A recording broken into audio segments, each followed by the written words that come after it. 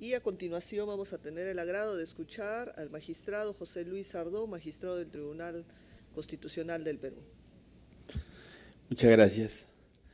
Buenas tardes.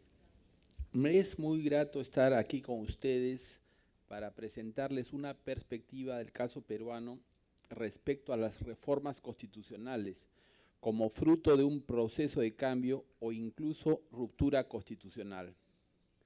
Evidentemente, estas ideas no comprometen al Tribunal Constitucional que integro, son solo una opinión personal. En sus casi 200 años de vida republicana, el Perú ha cambiado 12 veces de constitución, 8 en el siglo XIX, 1823, 1826, 1828, 1834, 1839, 1856, 1860 y 1867, y 4 en el siglo XX, 1920, 1933, 1979 y 1993. Si esa tendencia continúa, en el siglo XXI cambiaremos de constitución solo 2 veces. Ahora bien, todas las constituciones peruanas no solo establecieron mecanismos para su reforma parcial, sino que varias de ellas tuvieron reformas parciales efectivas.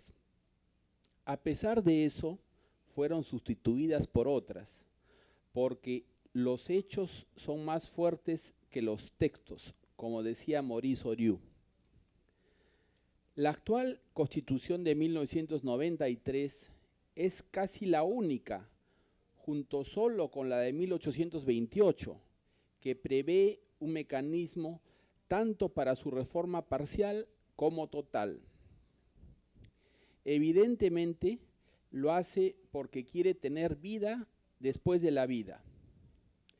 El Congreso 2001-2006 intentó averiguar si tal cosa existe, pero careció de respaldo ciudadano para completar su investigación. Nos quedamos con la duda. Para consolarse, dicho Congreso realizó 7 reformas parciales. Entre ellas, reintrodujo la regionalización obligatoria, que la Constitución de 1993 establecía como potestativa. Para no jalar mucho la pita, sujetó la conformación de regiones a un referéndum posterior, estableciendo de manera temporal gobiernos regionales en departamentos.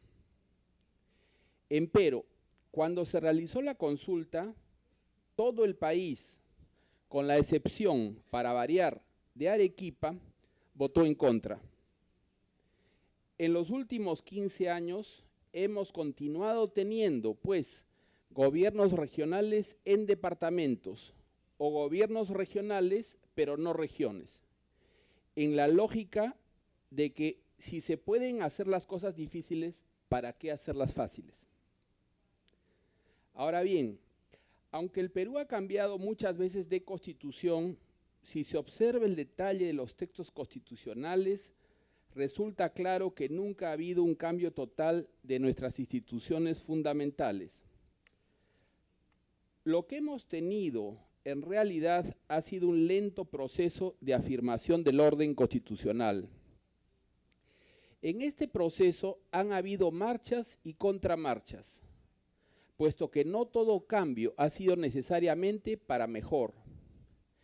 Me atrevería a decir incluso que los mejores resultados se han obtenido cuando una constitución nueva ha tenido más presente el referente de su predecesora inmediata. Justamente el acierto de quienes redactaron la Constitución de 1993 fue no tratar de inventar la pólvora, sino partir de la Constitución de 1979. De las 4 constituciones peruanas del siglo XX, las 2 más parecidas, al menos en su estructura, son la de 1979 y la de 1993.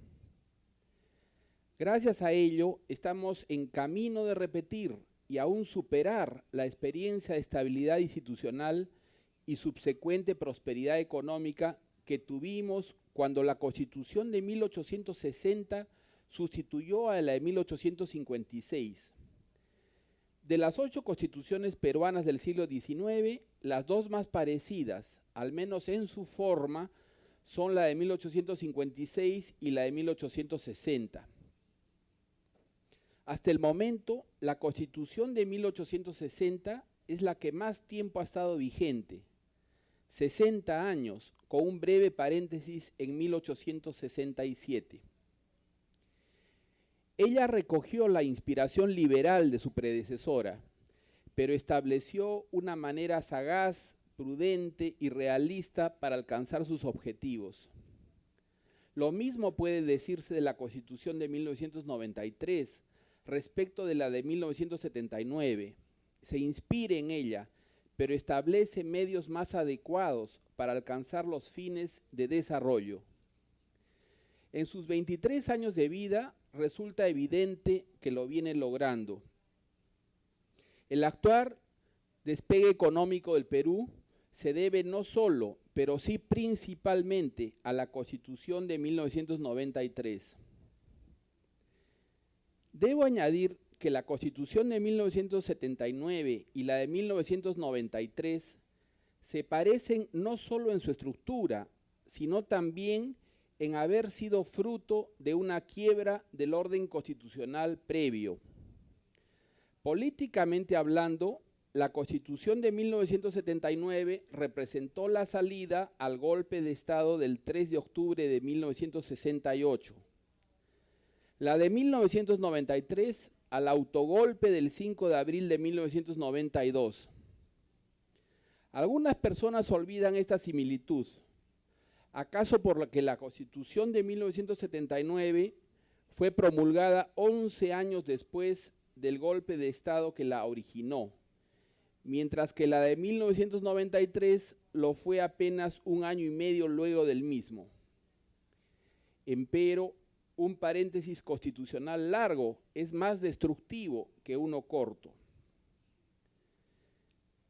Seguramente, el haber sido concebida hacia el final de una larga dictadura militar explica el carácter exaltado de la Constitución de 1979. Ninguna otra constitución peruana incluyó tantos derechos programáticos. Al no hacerse estos realidad, ella contribuyó a generar la frustración que desembocó en la atroz violencia política de los años 80. El presente panel se desarrolla en el contexto de esta conferencia titulada Reforma Constitucional y Estabilidad Democrática, la función de los tribunales constitucionales. Cabe preguntarse por ello qué tarea le corresponde al Tribunal Constitucional en vista de esta historia de reformas y cambios constitucionales. En mi opinión, no nos corresponde promover ningún tipo de reforma parcial, ni menos total, de la Constitución. Lamentablemente, el Tribunal Constitucional lo ha hecho algunas veces en el pasado. En la sentencia recaída en el expediente 0006-2003 PITC, por ejemplo, exhortó al Congreso a modificar los artículos 100 y 176 de la Constitución. En la sentencia recaída en el expediente 0014-2003 PITC, lo exhortó a relanzar el cambio de Constitución que había abortado meses antes. En su fundamento 28 dijo: finalmente, creemos que la importancia que tendría la creación de una nueva Constitución, especialmente por la aún próxima vecindad con un período aciago para el imperio de la legalidad y la vigencia de los derechos fundamentales, adquiere cotas de trascendencia fundacional, aún más si se trata de la redacción de un texto que represente la simbólica liquidación de un pasado nefasto para la convivencia democrática y que se estatuya como la plataforma institucional de una sociedad cuya autopercepción sea la de una nación libre y justa y cuya vocación sea la del progreso y bienestar. A mi criterio, el Tribunal Constitucional no debe repetir pronunciamientos políticos de este tipo.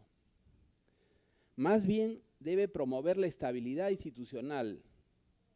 Ello impone obligaciones de no hacer, no promover reformas constitucionales, pero también de hacer, ser fieles al texto constitucional, al ejercer su tarea de control de la constitucionalidad.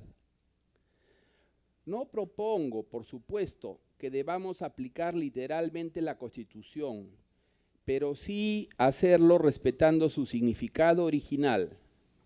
No ha pasado tanto tiempo desde que fuera promulgada y aprobada en referéndum por el pueblo, luego de que el Perú derrotara al terrorismo.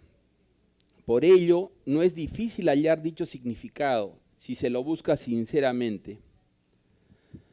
Por demás, debemos no hacer aquello y sí hacer esto, con la convicción de que la estabilidad institucional es la base de una sociedad y una economía dinámicas, y que el número de constituciones está inversamente correlacionado con los niveles de desarrollo, como lo demuestra abundante literatura especializada en las ciencias sociales. El Tribunal Constitucional debe contribuir a que el Perú no cambie 2 veces de constitución en el siglo XXI, revirtiendo la tendencia que señalé al principio. Nada está escrito. Muchas gracias.